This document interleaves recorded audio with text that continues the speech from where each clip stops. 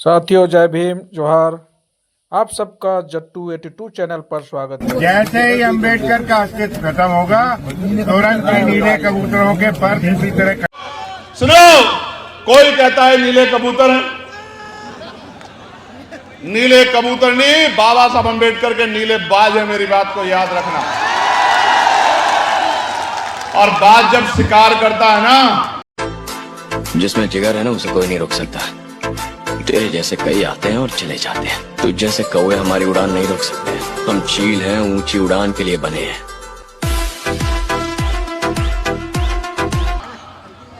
तो वहीं से उठा लाता है जहां छिप के बैठा होता है उसका। जैसे ही अंबेडकर का अस्तित्व खत्म होगा, तुरंत ही नीले कबूतरों के पर इसी तरह बाबा साहब के खिलाफ बोल के अपनी जिंदगी तुम्हें नीला कर देंगे मार मार के। ढंग से जो नीला कबूतर कहते हो, सब कुछ बर्दाश्त कर सकते हैं, मगर बाबा साहब के खिलाफ एक शब्द बर्दाश्त नहीं करेंगे। भागा क्यों था तू जब ग्वालियर आए थे? डर काय को गया था? पुलिस में क्यों घुस गया था? जब तो तेरी फट गई थी पूरी दिमाग की नस, तब ना बोला तू बिल्कुल भी। अब फिर चालू हो गया। तो इन्हें आरएसएस का पूरा संरक्षण है, सरकार का संरक्षण है। जो बाबा साहब के खिलाफ बोल रहे हैं, दलितों को, आदिवासियों को, पिछड़ों को कहीं ना कहीं बार बार निशाना बना रहे हैं। ये डरे हुए हैं क्योंकि लोग अब जागरूक होते जा रहे हैं और कोई भी हिंदू मुसलमान के नाम पे इनकी बात सुनने को तैयार नहीं है। तो ये अब एक नया मुद्दा ढूंढ लिया कि बाबा साहब के पीछे पड़ जाओ, दलित महापुरुषों के पीछे पड़ जाओ, पिछड़ों के पीछे पड़ जाओ। सिर्फ ये कर रहे हैं, मगर पिछड़े और दलित अगर संविधान से ऊपर उठ के तुम्हारे पीछे पड़ गए तो बेटा कहाँ जाओगे? पैर रखने की जगह नहीं मिलेगी भारत में, ये ध्यान रखना। मैंने ये बयान दिया था, मैं पुनः रिपीट करूंगा उसे, कि अंबेडकर एक गंदा व्यक्ति है, ना वो महान कहलाने का अधिकारी है, ना उसने संविधान का निर्माण किया है। वो एक अंग्रेजों का एजेंट है। बाबा साहब संविधान नहीं बनाए तो कौन तेरा बाप बना के गया है?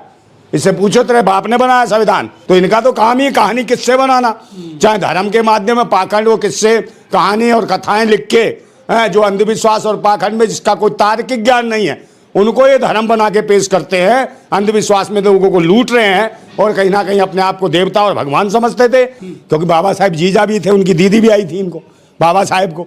तो उन्हें डर था कि दीदी प्यार करने लगी, बाबा साहब हम विरोध करते हैं, दीदी प्रेम कर गई और उनकी बन गई महबूबा और घरवाली बन गई। तो इसलिए डर था। अब इनको और ज़्यादा दर्द है कि भाई हमारी बुआ थी, कौन थी, समझे? बाबा साहब का सम्मान है और तुम्हारे दामाद थे बाबा साहब। तभी तो कहते हो जजमान, भारत के लोग कहते हो ना जजमान। तो जजमान पूरे जजमान नहीं है, जीजा के समान है जजमान का मतलब। पहले अध्ययन करो, उसके बाद बकवास करो। और बाबा साहब के चलो कोई बात नहीं, हमारे तो एक परिपाटी है, संस्कार कहते हो जिसे, कि भाई दमादों को गालियां देते हैं, साले हैं, साले के खानदान वाले बारात भी लेके जाते हैं तो भाई गाली देते हैं ससुराल पक्ष के लोग। और यही वजह है कि इन्हें बाबा साहब से परेशानी है। कभी कह रहा था वो नीले कबूतरों के पर उखेड़ने, ये तू नीले कबूतरों के पर उखेड़ेगा है? ये देश के मूल निवासी जाग गए ना। ये तो शर्म कर रहे हैं हम संविधान की, लोकतंत्र की, जो बाबा साहब का बना हुआ संविधान है। अन्यथा तेरी तो बता रहे हम, इनकी शक्लें तो देखो, शक्ल से ही मनहूस लगते हैं, घिना आती है इनकी शक्लों से। उस दिन क्यों भाग गया था ये? जब वहाँ ओबीसी महासभा वाले और भीम सेना वाले, भीम आर्मी वाले पहुंचे थे, तब क्यों भाग गया था? तो सरेंडर कर दिया था उसमें पुलिस को।